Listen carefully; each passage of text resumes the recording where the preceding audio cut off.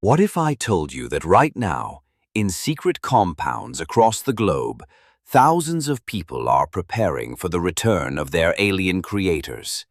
What if the most controversial UFO religion on Earth has been operating in plain sight, yet completely hidden from mainstream consciousness? This isn't science fiction. This is the Raelian movement. And what you're about to discover will shatter everything you thought you knew about modern spirituality. Here's something they don't want you to know. The founder, Claude Vorilhon, wasn't just contacted by aliens in 1973. He claims to be the biological half-brother of Jesus Christ, both fathered by the same extraterrestrial being named Yahweh. That's right. According to this movement, Jesus and their modern prophet share the same alien father. Even more shocking, they've established a secret all-female order called the Order of Angels, women who are literally training to become sexual consorts for alien beings upon their return to Earth. These women have taken vows of celibacy, waiting in hidden facilities, preparing their bodies and minds for cosmic intercourse with their extraterrestrial masters. But that's just the beginning of this rabbit hole. What you're about to learn has been systematically suppressed by governments worldwide, dismissed by mainstream media, and hidden from public consciousness for over 50 years. The question isn't whether you believe it. The question is why they've worked so hard to keep you from knowing about it. December 13th, 1973. A French race car driver and journalist named Claude Volon is hiking alone near an extinct volcano in Clermont-Ferrand, France. The morning mist clings to the ancient crater walls as he walks, seeking solitude and inspiration. What happens next would birth one of the most secretive and controversial movements of our time. According to Vorilhon, the air suddenly became electric. A metallic craft descended from the sky, silent as death, defying every law of physics he understood. The craft was bell-shaped, approximately 7 meters in diameter, made of a material that seemed to absorb and reflect light simultaneously. From it emerged a being unlike anything in our world, 4 feet tall, with pale green skin, almond-shaped eyes that seemed to pierce through his very soul, and an aura of ancient wisdom that made Vorilhon fall to his knees. But here's where it gets truly bizarre. This wasn't just any alien encounter. This being spoke perfect French and claimed to be Yahweh. Yes, the Yahweh from the Bible.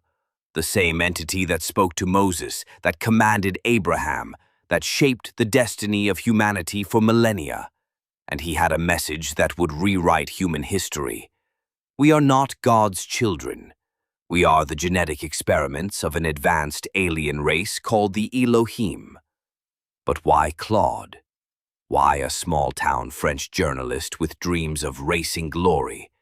The answer lies in a truth so profound, so earth-shattering, that it's been systematically hidden from humanity for decades. According to this being, Vorilhon was chosen because he possessed the perfect combination of skepticism and openness, intelligence and humility. He was to become Rael, meaning light of God, the final prophet in a chain of 40 messengers sent to prepare humanity for reunion with their creators. If you're ready to dive deeper into the hidden truths they don't want you to discover, hit that subscribe button now, because what comes next will challenge everything you believe about reality itself. Here's what the mainstream media won't tell you about Raelian beliefs and why governments around the world have labeled them a dangerous cult, banning their leader from entire countries and shutting down their gatherings with military force. According to Rael's teachings, 25,000 years ago, the Elohim arrived on a barren, lifeless earth. These weren't mystical beings or spiritual entities. They were flesh and blood scientists from a distant planet, armed with technology so advanced it would seem like magic to us today. Using genetic engineering techniques that make our current science look like cave paintings, they created all life, plants, animals, and humans in massive underground laboratories hidden beneath what we now call the Middle East. We weren't made in God's image. We were made in their image. Every strand of DNA, every biological system, every instinct and emotion was carefully designed and programmed by these alien scientists. We are quite literally their children, not spiritually, but genetically. But here's the twist that changes everything. The Bible isn't a religious text filled with metaphors and parables. It's a historical record written in code designed to preserve the truth for future generations who would be advanced enough to decode its real meaning. Adam and Eve weren't the first humans created by divine breath. They were genetic experiments, the first successful prototypes in the Elohim's grand design. The Garden of Eden wasn't a paradise lost. It was a laboratory, a controlled environment where these alien scientists could observe and study their creations. The serpent that tempted Eve? Not Satan, but a scientist among the Elohim who believed humans deserved to know the truth about their origins. The forbidden fruit, knowledge itself. Scientific understanding that would make humans equal to their creators. And when Adam and Eve ate from the tree of knowledge, they weren't committing original sin. They were awakening to their true nature as conscious, intelligent beings capable of scientific thought. And Jesus Christ. He wasn't the son of an omnipotent God. He was the product of artificial insemination by Yahweh, the leader of the Elohim Council. His virgin birth, his miracles, his resurrection, all achieved through advanced alien technology that seemed supernatural to primitive human observers. Which makes Rael, who claims the same alien father through the same process, Jesus' half-brother and humanity's final prophet. But the most shocking revelation is yet to come. The Elohim are returning. And they've given humanity a deadline, 2035. If we prove ourselves worthy through scientific advancement and spiritual evolution, if we demonstrate that we've outgrown our violent, primitive nature, they'll share their technology and grant us immortality. If we fail, well, let's just say they've destroyed civilizations before when their experiments went wrong. Now here's where things get really controversial, and why governments have tried to suppress this information, raiding Raelian centers and confiscating their materials under national security laws. Raelians practice something called sensual meditation, a technique allegedly taught directly by the aliens during Rael's second encounter in 1975, when he claims he was taken aboard their spacecraft and transported to their home planet. But this isn't your typical meditation with crossed legs and empty minds. We're talking about practices that combine sexuality, consciousness expansion, and what they claim is telepathic communication with extraterrestrial beings. According to leaked documents and testimonies from former members who've risked everything to speak out, these sessions involve techniques that would make most people blush. Participants engage in what can only be described as erotic meditation, using sexual energy and arousal as a pathway to cosmic consciousness. The goal? To achieve what they call infinite consciousness, a state where human sexuality becomes a bridge to alien contact, where the boundaries between physical pleasure and spiritual transcendence dissolve completely. But the most secretive aspect is the Order of Angels, an elite group of women established in 1998 who've taken vows to remain celibate until the Elohim return. These aren't ordinary nuns or spiritual seekers. These women undergo intensive training in what can only be described as preparation to become alien concubines. They study advanced sexual techniques, practice sensual meditation for hours daily, and maintain their bodies in perfect physical condition for their future cosmic lovers. Former members describe elaborate rituals conducted in hidden facilities, where these women dress in flowing white robes and perform ceremonies that blend ancient tantric practices with futuristic alien worship. They speak of secret compounds where the order of angels live in isolation, cut off from the outside world, their every moment dedicated to preparing for the return of their extraterrestrial masters. In South Korea, Rael himself is permanently banned from entering the country after authorities discovered the true nature of these practices. Multiple governments have launched investigations into Raelian activities, only to have those investigations mysteriously shut down by higher authorities. The question is, what exactly are they trying to hide? And then there's their ultimate goal, the one that made international headlines and terrified the scientific community worldwide. December 27th, 2002. The world was stunned when Raelian scientist Dr. Brigitte Boisselier, a respected chemist with a PhD from the University of Houston, stood before international media and announced they had successfully cloned the first human baby, a girl named Eve, born to an American woman who had been unable to conceive naturally. But here's what they didn't tell you. This wasn't just about helping infertile couples or advancing medical science. According to Raelian doctrine, cloning is the key to immortality, the technology that will allow humans to achieve eternal life, just like their alien creators. Death, they believe, is simply a technological problem waiting to be solved. The Raelians had established Clonaid in 1997, a company dedicated to human cloning research, operating from facilities in the Bahamas to avoid international regulations. Their goal wasn't profit, it was preparation. They needed to perfect the technology before the Elohim return in 2035, because according to their beliefs, only through mastering cloning can humans prove they're ready to join their creators among the stars. Dr. Boisselier, a high-ranking Raelian guide, claimed they had not only cloned baby Eve, but had 4 more cloned babies in development.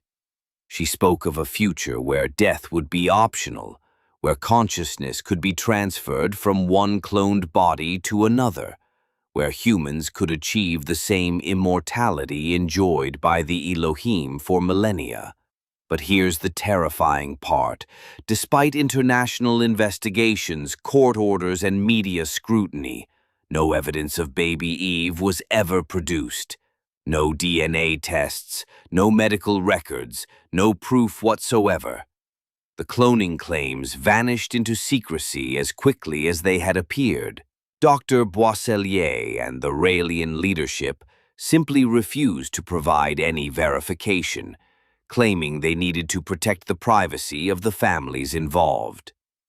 Which raises the question, what are they really doing in those hidden laboratories? If they're not cloning humans, what experiments are they conducting?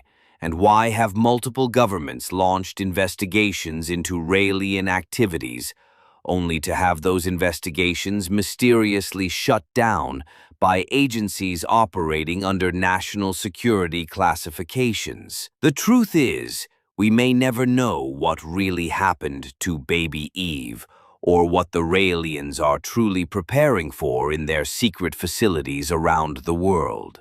Today, the Raelian movement operates in over 90 countries, with an estimated 100,000 members worldwide, though the true numbers remain hidden behind layers of secrecy and front organizations. But here's what's truly shocking.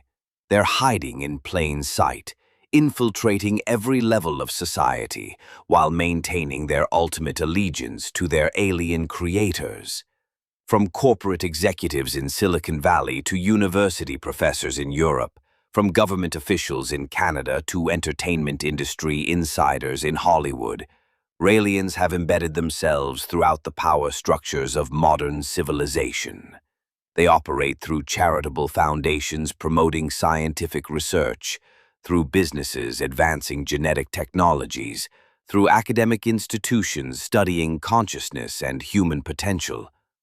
In Quebec, Canada, they've built what can only be described as a compound, complete with a UFO landing pad constructed to exact specifications provided by the Elohim, waiting for their alien creator's return. But this is just one of dozens of secret facilities worldwide, hidden in remote locations from the Swiss Alps to the Australian outback, where members gather to practice their sensual meditations and prepare for the coming revelation. The movement has attracted followers from every walk of life: scientists seeking answers beyond conventional research, spiritual seekers disillusioned with traditional religion, and individuals who've experienced their own unexplained encounters with the unknown. What unites them isn't just belief, but a shared conviction that humanity stands at a crossroads between extinction and transcendence. The rabbit hole goes deeper than you can imagine. If you want to uncover more hidden truths about secret societies and suppressed knowledge, subscribe now and ring that notification bell, because the powers that be don't want this information spreading to the masses. So, here we stand, just over a decade away from 2035, the year Raelians believe their alien creators will return to judge humanity's worthiness for cosmic citizenship.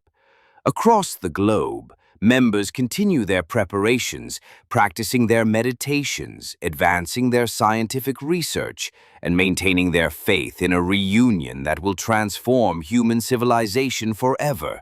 Whether you believe their claims or dismiss them as elaborate delusion, one thing is undeniable: the Raelian movement represents something profound about human nature. Our desperate need to believe we're not alone in the universe, our hunger for meaning beyond the mundane struggles of daily existence, and our willingness to embrace the impossible in search of transcendence. But perhaps the most unsettling question isn't whether aliens created us or whether they're planning to return. Perhaps the real question is why so many intelligent, educated people are willing to dedicate their lives, their resources, and their very identities to preparing for an event that may never come. In a world where traditional religion is declining and science can't answer our deepest questions about consciousness, purpose, and our place in the cosmos, movements like raelism fill a void that mainstream society refuses to acknowledge. They offer certainty in an uncertain world, purpose in an age of meaninglessness, and hope for a future beyond the limitations of human mortality. The truth is out there. Whether it's alien creators, government conspiracies, or simply the profound human need to believe in something greater than ourselves, the question isn't whether the Raelians are right about their cosmic origins. The question is, what does their existence tell us about the hidden spiritual hunger of modern humanity? And what are we willing to believe when the alternatives seem even more impossible to accept? In 2035, we'll discover whether the Elohim return as promised, or whether the Raelian movement joins the long list of apocalyptic predictions that failed to materialize. Until then, they continue their preparations in secret, convinced that they alone possess the truth about humanity's destiny among the stars. The countdown has begun. Are you ready for what's coming?